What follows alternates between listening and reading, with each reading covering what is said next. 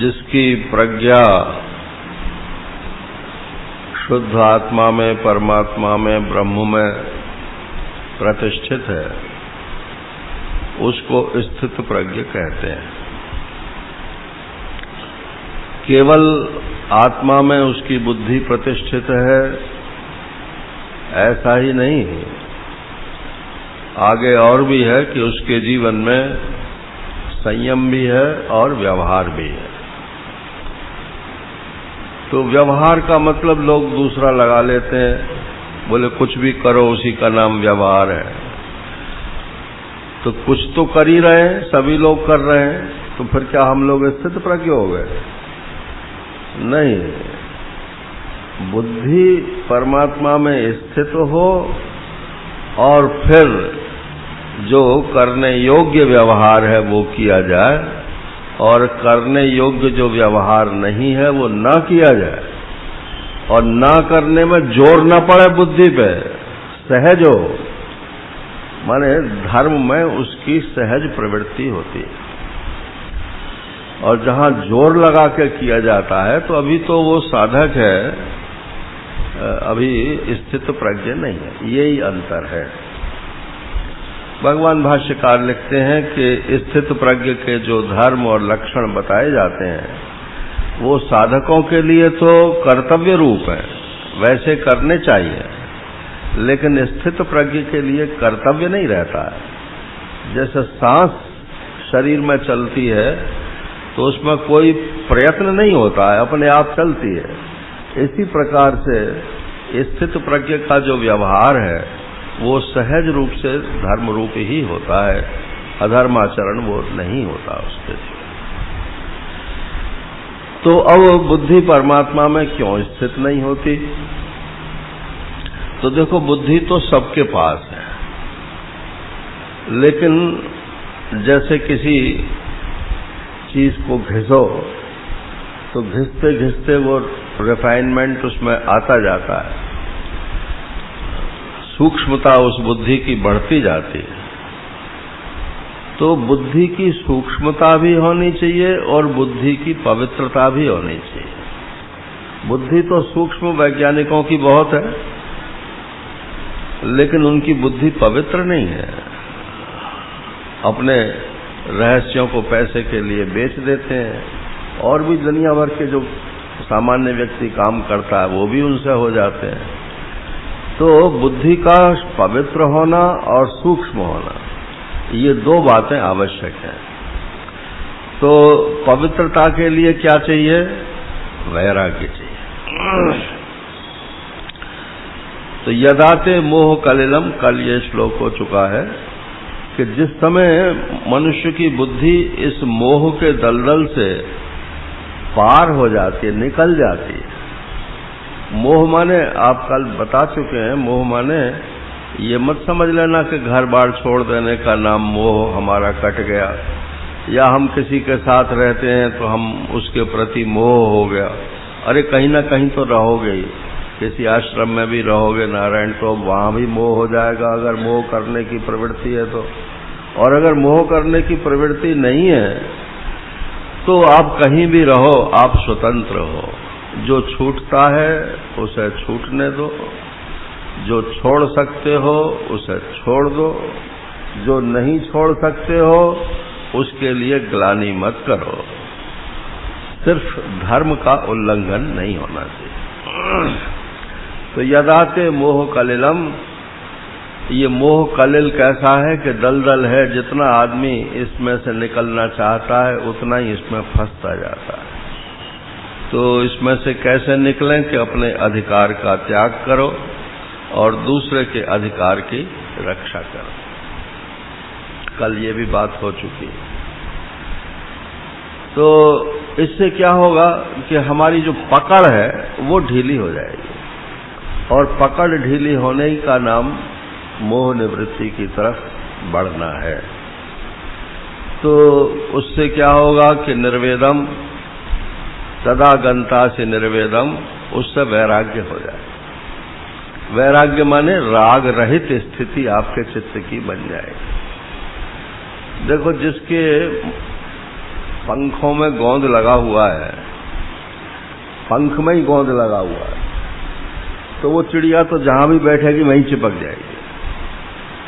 और अगर उसके पंख उन्मुक्त हैं, उसमें गोंद नहीं है, तो फिर ऐसी जगह वो बैठने की कोशिश नहीं करेगी कि जहां गोंद लगा हुआ हो। तो ये राग राहित्य जो है वो इसका अर्थ ये है कि अंतःकरण में कोई गोंद नहीं होना चाहिए। इंद्रियों में तो कोई गोंद है ही नहीं है। आपने इतने विषय आज तक अनुभव किए हैं, किस विषय के साथ आपकी आंख चली गई, किस विषय के साथ आपका कान चला गया? कोई इंद्रिय तो कहीं नहीं गई, सब अपनी अपनी जगह मौजूद है, लेकिन उनकी स्मृति जो है वो चित्त में आपने सजो कर रख ली है, उसकी जुगाली करते हैं। हाँ, वो बहुत अच्छा सीन था नारायण। अब वो 50 बरस पहले देखा हुआ सीन आज उस चित्त में स्मृति रूप से जब स्फुरित होता है तो सुख और दुख दोनों देता है। तो यही राग का चिन्ह है। अंतःकरण में राग होता है, इंद्रियां तो में तो सिर्फ लोलुपता होती है।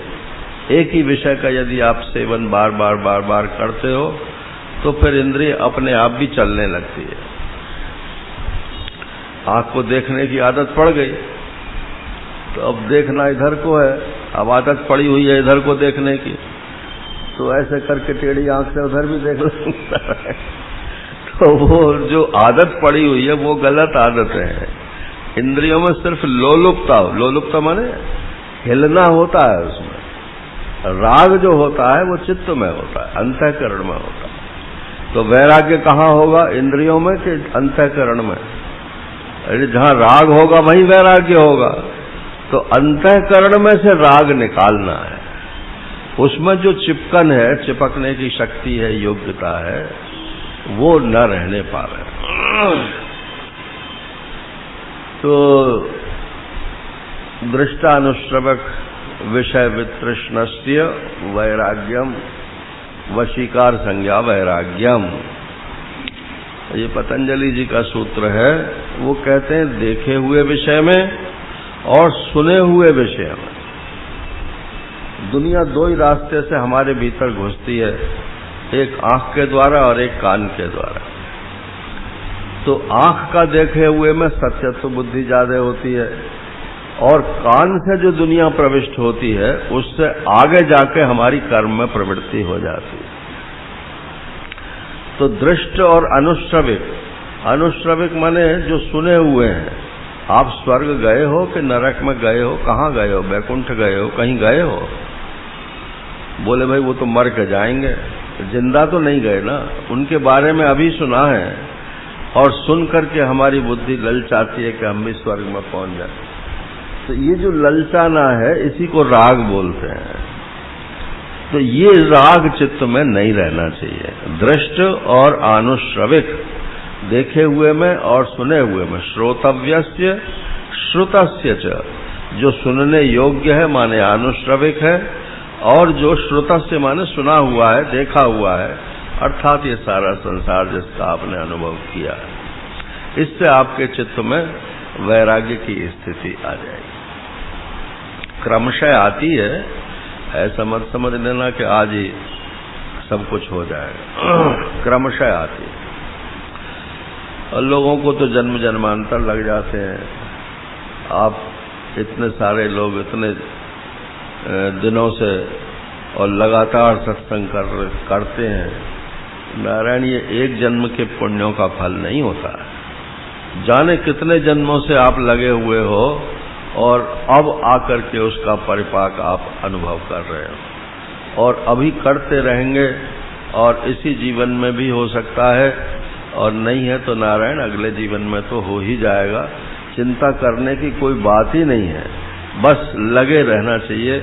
एक जीवन की शास्त्र तो 3 जीवन की गारंटी लेता है, लेकिन महात्मा लोग कहते हैं कि अगर लगे रहो तो एक जीवन तुम्हें और लेना पड़ेगा, उसमें तुम सीधे शुरू से ही लग जाओगे और फिर इतना समय आपको नहीं लगेगा। तो श्रोतव्यस्य श्रुतस्य च।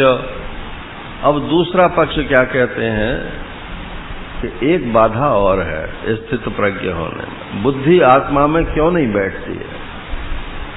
एक सज्जन कह रहे थे जी कि हमें तो यही समझ में नहीं आता है कि ब्रह्म और आत्मा में क्या फर्क है। यहाँ की बात नहीं कह रहा मैं। तो बोले कि आत्मा माने भी ब्रह्म ही होता है, ब्रह्म माने भी आत्मा, फिर दो दो शब्द क्यों रखे गए? ऐसे पारिभाषिक शब्द हैं। तो आत्मा माने जो ब्रह्म आपके शरीर में है उसको आत्मा बोलते हैं, और जो शरीर रहित आत्मा है उसको ब्रह्म बोलते हैं। इतना ही आप समझ लो। जैसे घड़े के भीतर जो आकाश है उसको घटाकाश बोलते हैं, और घड़े के बाहर जो उन्मुक्त आकाश है उसको महाकाश बोलते हैं। ऐसे ही एक शरीर की दृष्टि से उसको आत्मा बोलते हैं, और शरीर को यदि बीच में ना लावें तो उसको महाकाश अथवा ब्रह्म बोलते हैं। लेकिन घटाकाश और महाकाश जैसे आकाश के स्वरूप से एक ही है, इसी प्रकार से ये आत्मा और ब्रह्म एक ही है।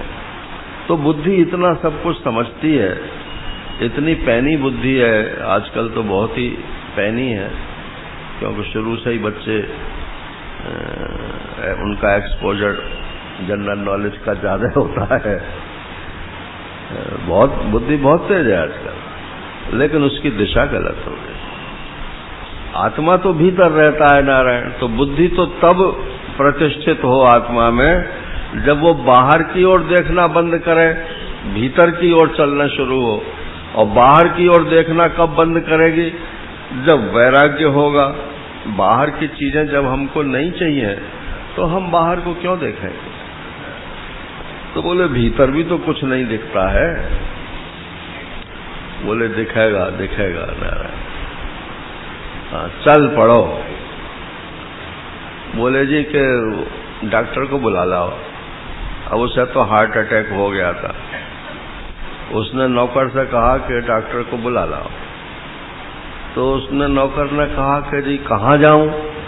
अरे बोले क्लिनिक पर चले जाओ। तो बोले क्लिनिक पे डॉक्टर साहब नहीं मिले तो कहाँ जाऊं? तो बोले फिर घर चले जाना। बोले अगर घर भी नहीं मिले तो कहाँ जाऊं? तो बोले फिर क्लब में चले जाना। बोले और क्लब में भी नहीं मिले तो कहाँ जाऊं? तो बस वो तो उसकी तो खत्म हुई नहीं नारायण, और उसे दूसरा अटैक आया और वहीं ढेर हो गया। ऐसे ही लोग ये समझते हैं कि हम पहले उसमें ही सब कुछ मीर बन जाए। ऐसा नहीं होता। चल पड़ो। लालटेन आपके पास है, टॉर्च आपके पास है, जितनी दूर तक प्रकाश दिखलाती है वहां तक तो आप चल सकते हो ना। जब थोड़ा आगे बढ़ जाओगे तो और उसकी आगे और दिखने लगेगा, फिर आगे बढ़ जाना। तो इसलिए ये गति तो चलती रहती है, बस एक दफा चल पड़ना चाहिए। तो बोले चलें किस रास्ते से? रास्ते तो यहाँ कई जा रहे हैं। श्रुति विप्रतपन्नाते, ये 53वां श्लोक। श्रुति विप्रतपन्नाते यदा स्थास्यति निश्चला समाधावचला बुद्धि तदा योगमवाप्स्यसि। अरे यार तुम इतना सुनते हो, इतना सुनते हो कि और इतनी तरीके का सुनते हो, तो उससे क्या होता है कि विप्रतिपत्ति हो जाती है, संशय हो जाता है। ये रास्ता ठीक है कि ये रास्ता ठीक है, ये रास्ता ठीक है कि ये रास्ता ठीक है। महाराज से सुनाते थे, अच्युत मुनि जी महाराज थे गंगा किनारे। तो जो कि हम उनके पास गए तो उनके यहाँ पाठ चलता था वेदांत का। तो 15-20 लोग आके बैठ के पाठ सुनते थे, पढ़ते थे। जब वहां पहुंचे तो कोई भी नहीं। तो हमने कहा आज अनध्याय है क्या? बोले नहीं अनध्याय तो नहीं है, आज हमारे सत्संगी लोग जो हैं वो सिर का दर्द दूर कराने गए हैं। बोले भाई सिर का दर्द एक आदमी को होगा, दो को होगा, सबको सिर का दर्द हो गया। बोले नहीं, एक योगी राज आए हुए, किसी पे आक्षेप नहीं है, जो बात सुनाने की है वो ये है। तो वो कहते हैं किसी के भी सिर में दर्द हो, हम उसकी तरफ बस थोड़ी देर देखेंगे और उसका सिर का दर्द जो है दूर हो जाएगा। तो हमारे जो 20 वर्ष के 30 वर्ष के सत्संगी थे वो सब के सब आज अपना सिर का दर्द दूर करने गए।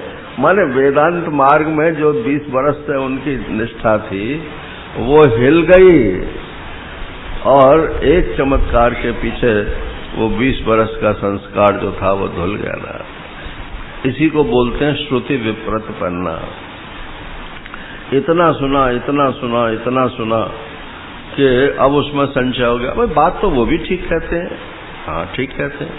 अरे तो हमें जिस तरफ जाना ही नहीं है, वो ठीक हो या बेठीक हो, हमें क्या मतलब। चैतन्य महाप्रभु के बारे में आपने सुना होगा, स्वामी प्रकाशानंद जी महाराज से काशी में मिले। अब स्वामी प्रकाशानंद जी तो वेदांत के उद्भट विद्वान थे, एक जीव बात के, और हमारे चैतन्य महाप्रभु तो भगवान कृष्ण के भक्त थे ही थे। वो तो वहां पर कीर्तन आदि हुआ, तो उन्होंने कहा चलो हम उनका दर्शन करे आते हैं, स्वामी प्रकाशानंद जी का। पहुंचे वहां, बोलिए सद्गुरुदेव भगवान की जय।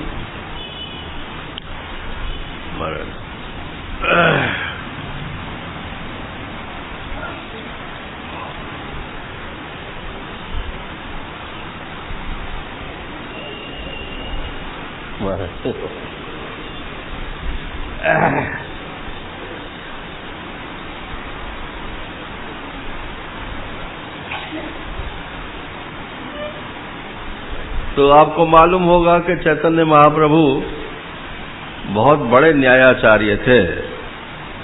तो प्रकाशानंद जी ने कहा कि तुम इतने बड़े न्यायाचार्य होकर के, विद्वान होकर के, और ये स्त्रियों की तरह से नाचते हो, कूदते हो, अरे कुछ वेदांत का चिंतन मनन करो। तो जो उन्होंने चैतन्य महाप्रभु ने उनको उत्तर दिया वो मुझे तो बहुत ही अच्छा लगता है नारायण। वो कहते हैं कि हमारे गुरुजी ने हमको इसी योग्य समझा होगा, तो अब हमको उन्होंने जो साधन पद्धति बता दी है बस उसी में हम लगे हुए हैं। हमारी क्या योग्यता है इसका आकलन हमको नहीं करना है, इसका आकलन तो हमारे गुरुजी को करना है। तो गुरु ने जो मार्ग दिखला दिया उसी मार्ग पर चलना है, उसमें संशय विपर्य डालने की कोई जरूरत नहीं। तो ये जो श्रुति मन सुन सुन करके अनेक श्रुतियों के बारे में शंकराचार्य भगवान तो कहते हैं कि अब श्रुतियां तो 85 तरीके की हैं, कहीं साधन का वर्णन है, कहीं साध्य का वर्णन है, और कहीं सिद्धांत का वर्णन है। लेकिन प्रायः मनुष्य की रुचि जो है वो सिद्ध वस्तु में होती नहीं है। वो कहते हैं ना घर की मुर्गी दाल बराबर। तो अब आत्मा तो सबको प्राप्त है, अब वो तो घर की मुर्गी है, इसके बारे में कोई बताता है तो लोगों की श्रद्धा नहीं होती है। और जो चीज अप्राप्त है उसके प्रति लाहक रहता है, लालसा रहती है, पता नहीं कैसा होगा, पता नहीं कैसा होगा। तो परोक्षता के प्रति लोगों का आकर्षण ज्यादा होता है, और जो साक्षात अपरोक्ष आत्मा है उसके बारे में आकर्षण कम होता है। नारायण। तो श्रुति विप्रतपन्न नहीं होना चाहिए। अगर ये सुन सुन करके बुद्धि विचलित हो गई तो फिर ये आत्मा में बैठेगी नहीं बुद्धि, वो फिर संशयग्रस्त हो जाएगी। तो श्रुति विप्रतपन्नाते यदा स्थास्यति निश्चला। अब भगवत कृपा से एक ऐसी स्थिति आ गई कि बुद्धि जो है अब निश्चल हो गई। निश्चला का अर्थ है कि अब वो चलायमान नहीं होती है, एक ही तरफ चल रही है। तो देखो अब जैसे मान लो मैं बैठा हूं और आप लोग भी बैठे हो, और कोई आदमी सड़क पर चल रहा है, तो उसको तो हम अचल नहीं बोलेंगे, और हम इस समय अचल हैं। तो क्या हम अचल हैं? अरे हम आगे पीछे हो रहे हैं, हमारी जबान हिल रही है, सारा शरीर तो हिल ही रहा है ना। तो एक तो यह है कि हम स्थानांतरण नहीं हो रहा है, और एक यह है कि स्थानांतरण तो नहीं हो रहा है लेकिन आगे पीछे अपने आप में गति हो रही है। तो इसलिए यहां निश्चला शब्द भी डाल रखा है और अचला शब्द भी डाल रखा है। तो निश्चला का मतलब है विक्षेप रहित जो बुद्धि है। अब कोई आके कितना भी तर्क वितर्क करे, नारायण बुद्धि चलायमान नहीं होती। तो इसको बोलते हैं निश्चला, विक्षेप रहता। तो यदा स्थास्यति, जिस समय ये स्थिरीभूत हो जाएगी, माने स्थिर हो जाएगी बुद्धि, समाधावचला बुद्धि तदा, उस समय बुद्धि जो है वो समाधि में स्थित हो जाएगी। अब समाधि कहते ही फिर हम परोक्ष में चले गए। आपको समाधि लगी? बोले हमको तो नहीं लगी। तो कैसे मालूम हुआ कि समाधावचला, हमारी बुद्धि जो है समाधि में अचल हो गई? तो भाष्यकार ने इसलिए यहां अर्थ ही बदल दिया। महाराज श्री के शब्दों में बोले तो वो कहते थे समाधि माने कब्र में दफनाना। जैसे सबको नीचे गाड़ देते हैं, तो ऐसे ही चित्त को जिस भूमि में गाड़ के दफना देते हैं उसी को समाधि बोलते हैं। तो भाष्यकार ने यही अर्थ किया क्या कि समाधीयते चित्तम यस्मिन इति समाधि आत्मा। ये चित्त जाकर के जिसमें समाधि माने रख जाता है, पहले से रखा हुआ तो है लेकिन समाधि लगा दी, उसको महात्मा को समाधि दे दी गई, माने अब वो उसमें हरकत नहीं होगी, वो सिर्फ धरती के साथ एक हो गए। ऐसे ही ये जो सर्वाधिष्ठान आत्मा है, इस आत्मा के साथ जब बुद्धि एक हो जाती है तब उसको बोलते हैं कि अब ये बुद्धि अचल समाधि को प्राप्त हो गई। तो निश्चला माने विक्षेप रहित और अचला माने निदिध्यासन से जो भीतर भी उसमें कोई चलन नहीं होता और बाहर से भी कोई चलन नहीं होता। समाधावचला बुद्धिस्तदा योगमवाप्स्यसि। उस समय समझना कि अब बुद्धि जो है वो योग को प्राप्त हो रही है, अर्थात स्थित प्रज्ञता को प्राप्त हो रही है। प्रज्ञ में तो बुद्धि तो आ ही गई और स्थित माने आत्मा में स्थित। अब बुद्धि जो है वो आत्मा में स्थिति को प्राप्त कर गई या कर रही है, ऐसा तब होगा। श्रुति विप्रतपन्नाते यदा स्थास्यति निश्चला समाधावचला बुद्धिस् तदा योगमवाप्स्यसि। अब अर्जुन ने बस ये समाधि शब्द पकड़ लिया ना। उन्होंने कहा अगर किसी व्यक्ति की समाधि लग गई तो व्यवहार तो गया उसका। तो क्या भगवान मेरे से तो ये कह रहे हैं कि तू लड़, और स्थित प्रज्ञ होने के लिए भी कह रहे हैं, तो अगर समाधि लग गई तो फिर व्यवहार कैसे होगा? तो इस समाधि शब्द को लेकर के अर्जुन के मन में जो शंका हुई वही इस स्थित प्रज्ञ प्रकरण का बीज है। अर्जुनोवाचो स्थित प्रज्ञस्य का भाषा समाधिस्थस्य केशव स्थितधि किम प्रभाषेत किमासीत ब्रजेत किम। स्थित प्रज्ञस्य का भाषा, या भाषा माने परिभाषा। ये जो स्थित प्रज्ञ आपने बताया, जो कि समाधि रूप आत्मा में जिसकी बुद्धि जो है वो दफन गई, नारायण उसकी का भाषा, अब वो बोलेगा भी कि नहीं बोलेगा? अथवा मधुसूदन सरस्वती जी महाराज कहते हैं, बोले का भाषा, का परिभाषा एक अर्थ, उसकी क्या परिभाषा? दूसरे लोग उसको किस रूप में बताते हैं कि अब ये स्थित प्रज्ञ जो है वो समाधि में स्थित हो गया है।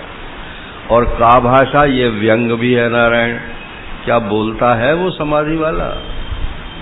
कुछ व्यवहार करता है या बस बैठा ही रहता है अपने स्वरूप में? स्थित प्रज्ञस्य का भाषा समाधिस्थस्य, कौन से स्थित प्रज्ञ की? कि जो समाधि में स्थित हो गया है।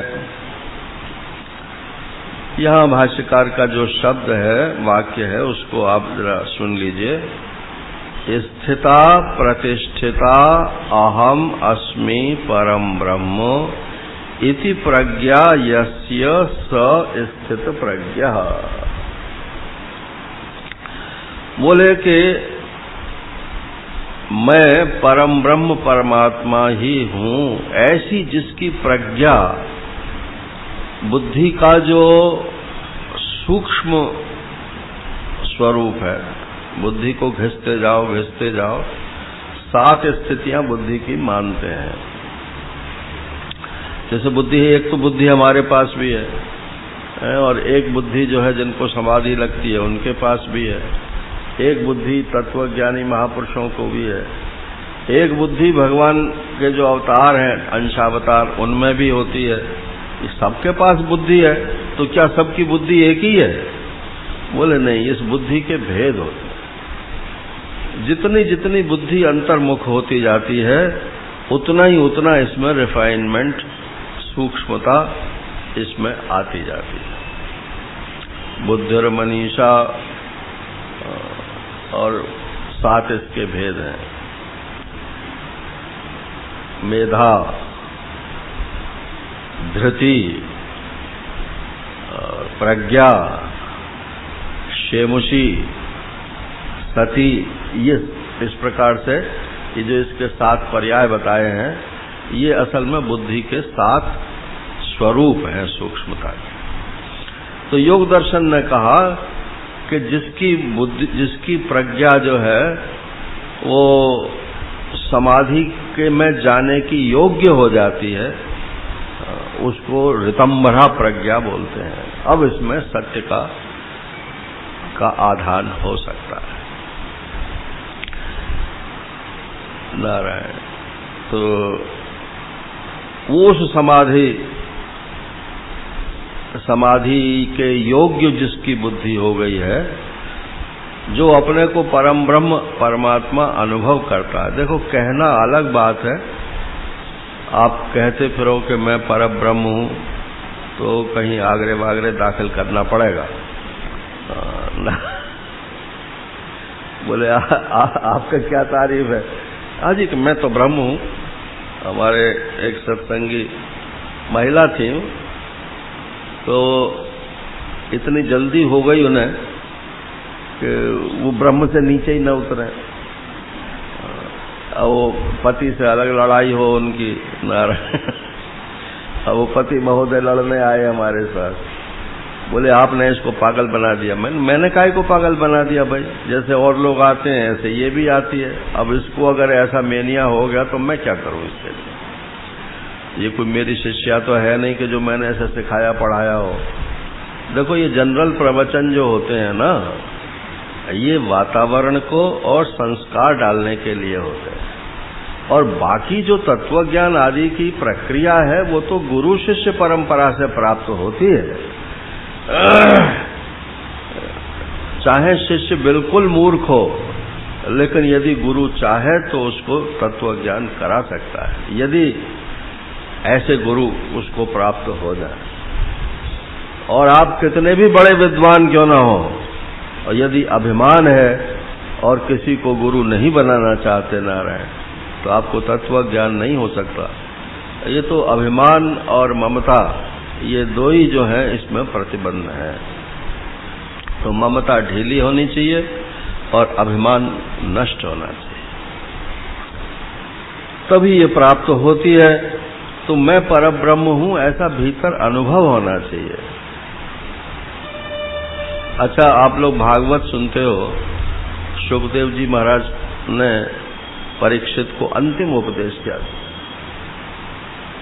अहम ब्रह्म परम धाम ब्रह्माहम परमम पदम एवं समीक्षण। बोले शुकदेव जी ने कहा, है परीक्षित, मैं तुझसे जो कुछ बताना था वो बता चुका, अब अंतिम बात तुम्हें बता रहा हूं। क्या? कि बस अब तो तुम्हारे जाने का टाइम आ रहा है, इसलिए ऐसा सोचो कि मैं परब्रह्म हूं।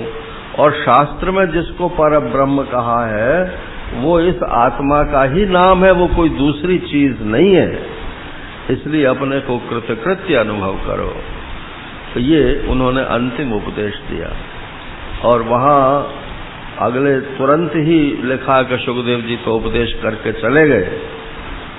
नारायण और परीक्षित जो है उसी समय शांत होकर के बैठ गए और वो तक्षक आया और माने प्राण छोड़ दिए पहले ही उन्होंने, और तक्षक ने तो मरे मराए को काटा, शरीर को काटा ना, कोई आत्मा को तो काटा नहीं। तो वो तो शरीर से उन्होंने अपने आप को निकाल के आत्मा में स्थित कर लिया। अब तक्षक ने आके शरीर को काट दिया, शरीर भस्म हो गया। यही है तत्व ज्ञान का फल। ज्ञानाग्नि दग्ध कर्माणम तमाहु पंडितम बुधा। पंडित लोग उसको ही बोधवान कहते हैं, पंडित कहते हैं, बुद्धिमान लोग जिसकी ज्ञान की अग्नि से कर्मों का दग्ध हो गया। तो देखो, ज्ञान से वही चीज दग्ध होगी जो अज्ञान से होगी।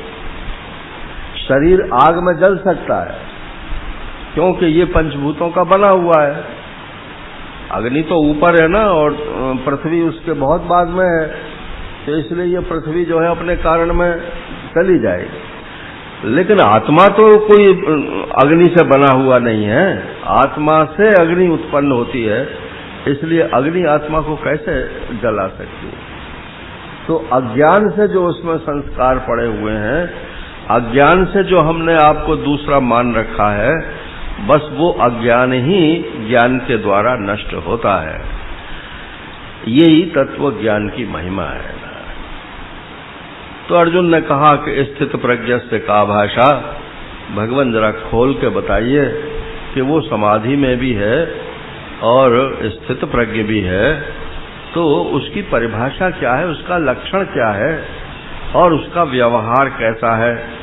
स्थितिधि किम प्रभाषे, तो स्थित प्रज्ञ पुरुष जो है वो किस प्रकार से बोलता है, किम आसीत, और किस प्रकार से बैठता है, और ब्रजेत किम, और किस प्रकार से चलता है। बोलना, बैठना और चलना।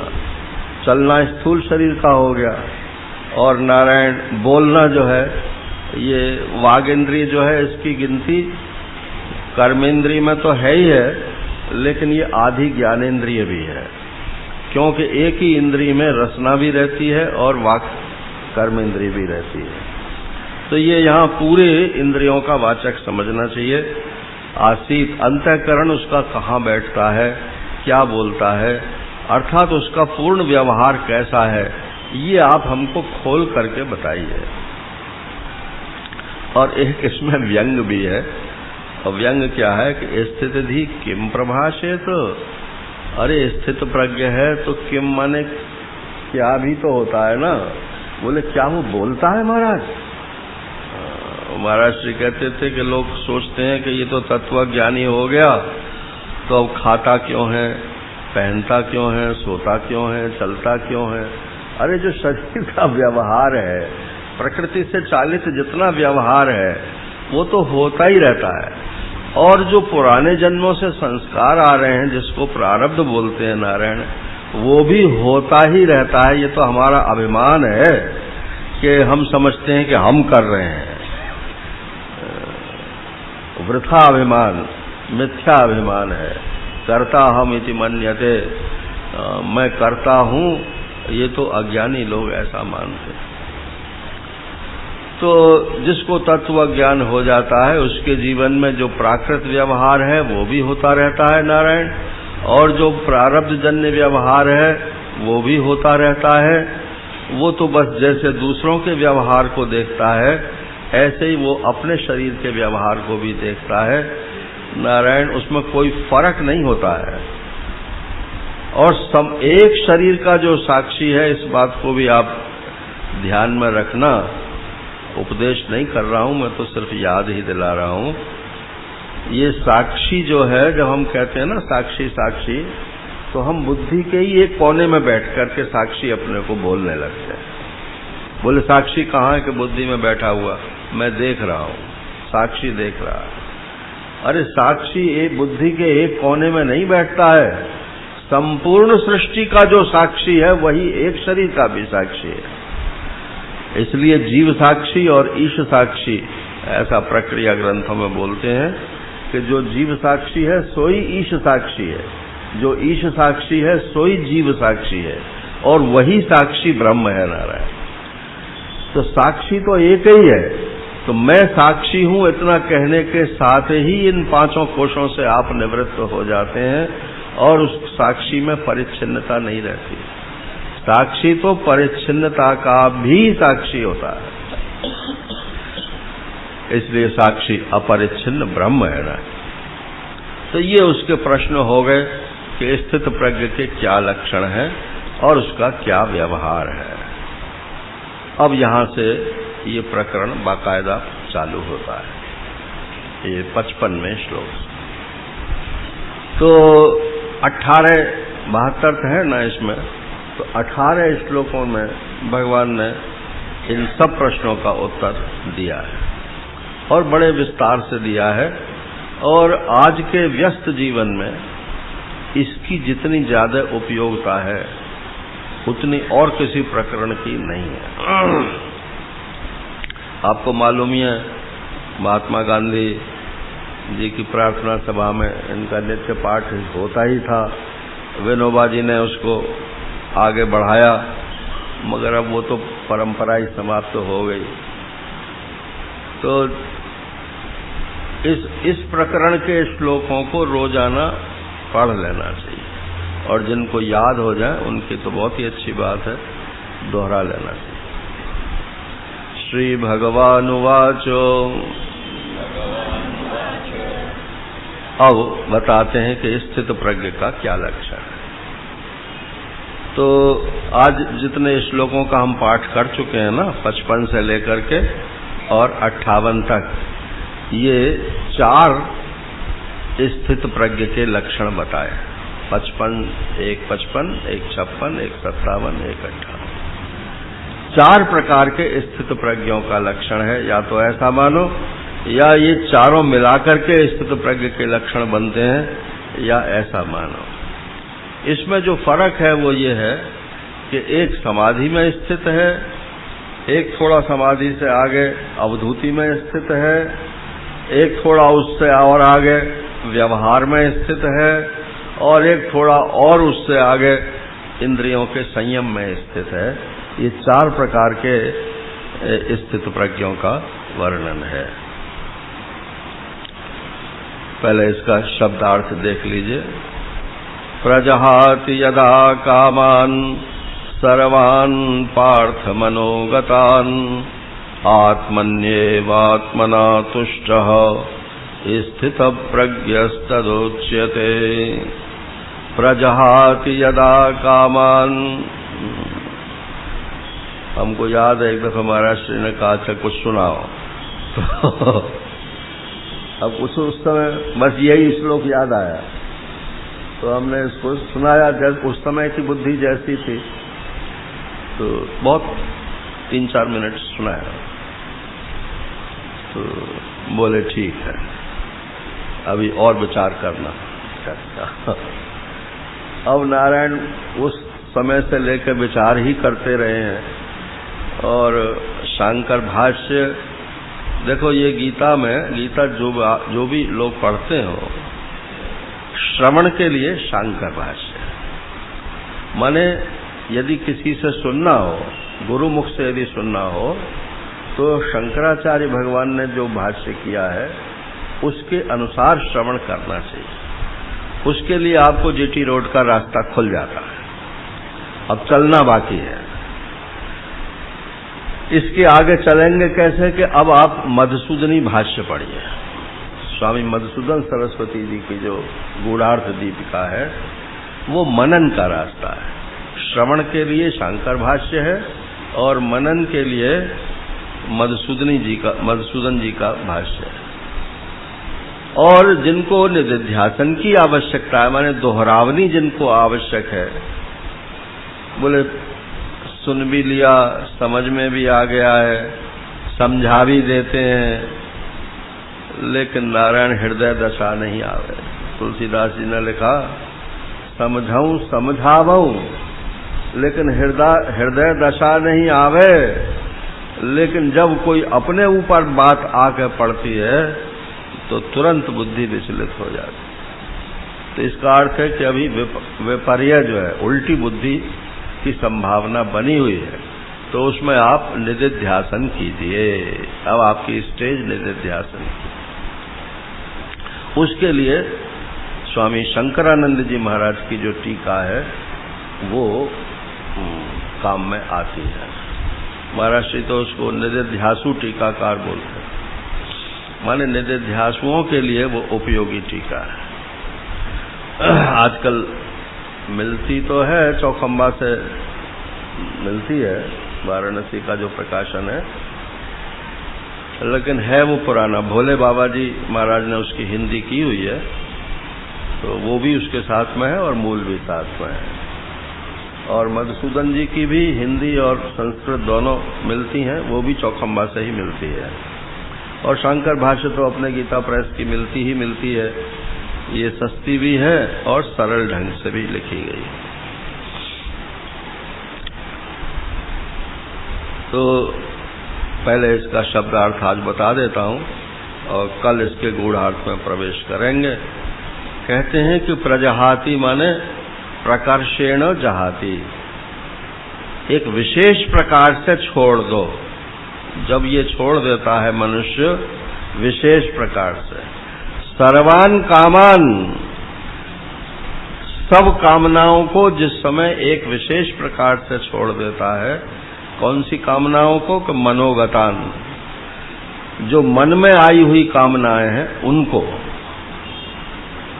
तो बोले कामना तो मन में ही रहती हैं। अच्छा, बड़े ज्ञानी हो महाराज, कामना मन में रहती है, तो तुम मन हो कि आत्मा हो? कि हूं तो मैं आत्मा, तो तुम में कामना है फिर? कि नहीं, मेरे में तो नहीं है। तो फिर अपने को कामनावान क्यों मानते हो? बोले इसलिए मानते हैं कि मन को हम अपना मानते हैं। तो मन में आई हुई कामनाओं, सब कामनाओं को, इसमें सर्वान पद जो है ये तभी सार्थक होता है क्योंकि ये मनोगतान है। बोले सब कामनाएं तो छूट नहीं सकती हैं। बोले छूट सकती हैं, इसकी विधि कल बताएंगे। और क्या है कि आत्मनि एव आत्मना तुष्टः, आत्मा में ही, आत्मना माने आत्मा के द्वारा, और तुष्ट माने संतुष्ट हो जाओ। संतुष्ट का अर्थ है कि बस अलम बुद्धि, अब हमको नहीं चाहिए। चलते चलते आपको हंसा दें तो वो पंगत में जब बैठते हैं ना, तो वो कहते हैं हाँ भाई साहब कचौड़ी लो। बोले ना, अपने यूपी में ऐसा चलता है। बोले कचौड़ी लो, तो वो कहता है ना। तो जो ऐसा करके हाथ हिलावे समझो कर दे दो उसको। अच्छा, फिर दूसरा आया, बोले लड्डू लो, कि ना साहब दोनों हाथों से। वो सर नहीं अर्थ किया है तीसरे अध्याय में। भोजन में संतुष्टि जैसे हो जाने पर फिर भोजन नहीं चाहिए, ऐसे ही जो आत्मा के द्वारा आत्मा में ही संतुष्ट हो जाता है, स्थित प्रज्ञा तदोच्यते, उस समय उसकी प्रज्ञा जो है वो स्थित हो गई, समाधि हो गई उसकी, ऐसा समझना चाहिए। शेष चर्चा फिर। हरि ओम पूर्णमदः पूर्णमिदं पूर्णात् पूर्णमुदच्यते पूर्णस्य पूर्णमादाय पूर्णमेवावशिष्यते। ओम शांति शांति शांति।